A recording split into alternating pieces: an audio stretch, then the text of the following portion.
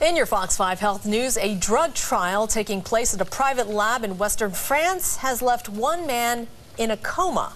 At least 5 others have been hospitalized. And French officials say 3 of the patients have irreversible brain damage. Researchers are testing a new painkillers involving 90 volunteers. All right, joining us now is Fox 5 medical contributor Dr. Devi Nampiaparampil. All right, so the thing was, the rumors around this were that they were testing a painkiller with cannabinoids, marijuana, but that's not the deal. That's not the case, but it was supposed to work on the same pathway in the brain that cannabinoids do work on. So it's called the endocannabinoid system. It's basically your body's natural painkillers. But the thing that's so unfortunate about this, obviously for the people who are affected and their families, is that it's also horrible for research, right? I mean, we are always encouraging people to do more research and to get volunteers, especially for all the people that have chronic pain.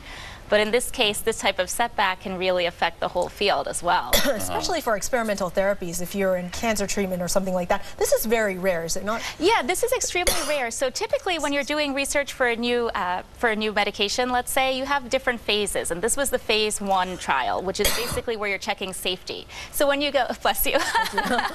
So basically when you go to the store, right, for Tylenol or for any drug, right, they have certain dosages that you would get the caplets in, for example. Well, how do you know you would want 500 milligrams versus 10,000 milligrams? So basically people do these trials where they figure out what the safest dose is and where people start to have side effects and other problems, and then they plot all that out and figure out what's the safe and effective dose after that. Gotcha. All right, important work indeed.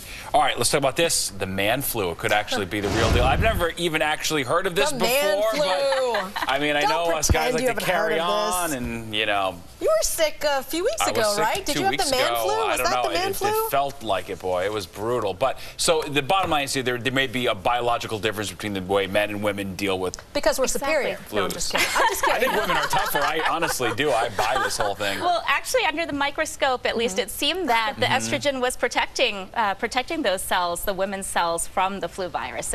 They were more resistant. Yeah, they could use that to maybe study the effects of the flu, maybe save the men some. Sure, exactly. I mean, the difficulty there is it was under the microscope, so you can't tell in real people if it would have the same effect. I mean, there's some evidence that women are stronger at fighting these infections, but then the flip side is because estrogen sort of primes up your immune system, that might be why women also have more of these autoimmune diseases like lupus, rheumatoid arthritis, multiple sclerosis. These are diseases where your body attacks itself. Right, it's like too active, the immune system. Exactly, it's a double-edged sword. Gotcha. But bottom line, right, what Christina said is the big point here, that maybe they can figure out a way to make us all get less sick using the estrogen-related therapies or whatever, something like that. All right, Dr. Debbie, we appreciate it. Thank you. Thank you very much. Very helpful.